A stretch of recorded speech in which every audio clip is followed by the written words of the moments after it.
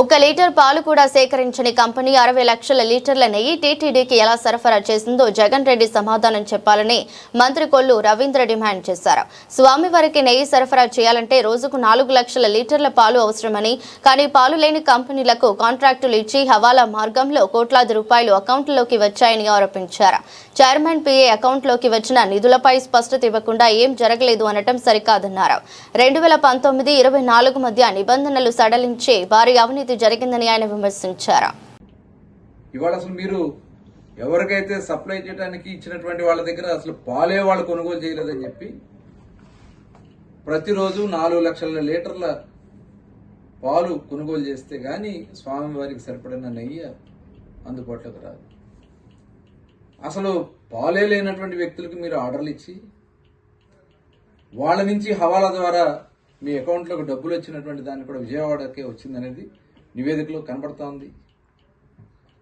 సాక్షాత్తు చైర్మన్గా ఉన్నటువంటి చైర్మన్ గారి పిఏ చిన్నప్పని అకౌంట్లోకి కోట్లాది రూపాయలు ఎందుకు వచ్చినాయి,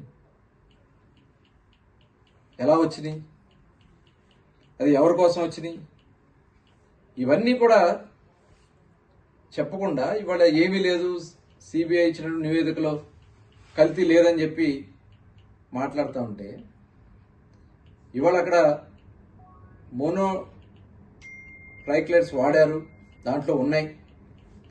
ఎన్డీడీబీ ఇచ్చినటువంటి నివేదిక గతంలో కూడా సిట్ వేసాం మేము.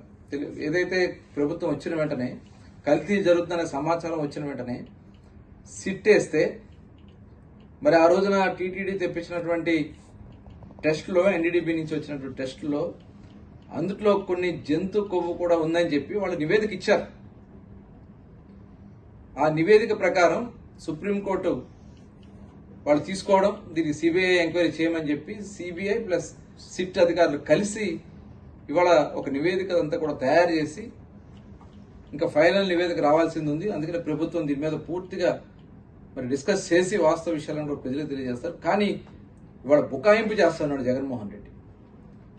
ఇవాళ జగన్ వాళ్ళ మనుషుల్ని పెట్టి అక్కడ ఏమీ జరగలేదు, ఏ తప్పు జరగలేదు, కల్తీ జరగలేదనే ఒక తప్పుడు ప్రచారానికి సిద్ధపడుతున్నటువంటి వ్యక్తి. అసలు అతనికి హిందూ మతం మీద విశ్వాసం లేదు.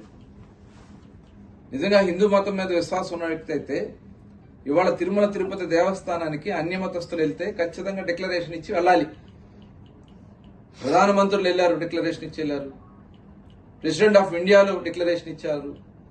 విదేశాల నుంచి వచ్చినటువంటి అనేక మంది అధ్యక్షులు కూడా డిక్లరేషన్ ఇచ్చి వెళ్ళారు. ఇక్కడ ఉన్నటువంటి వ్యక్తి, నేను క్రిస్టియన్ అని చెప్పినటువంటి వ్యక్తి డిక్లరేషన్ ఇవ్వకుండా ఎలా వెళ్ళాడు 5 సంవత్సరాలు? కనీసం స్వామివారికి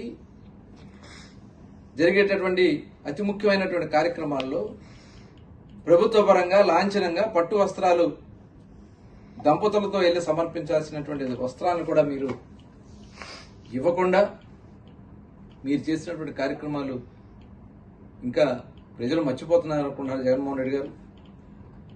ఇవాళ మొత్తం కూడా మేము ఏదైతే టీటీడీ ఇచ్చినటువంటి నివేదిక కానీ సిట్ ఇచ్చినటువంటి నివేదిక కానీ మొత్తం కూడా ఇవాళ ఉన్నాయి క్లియర్గా.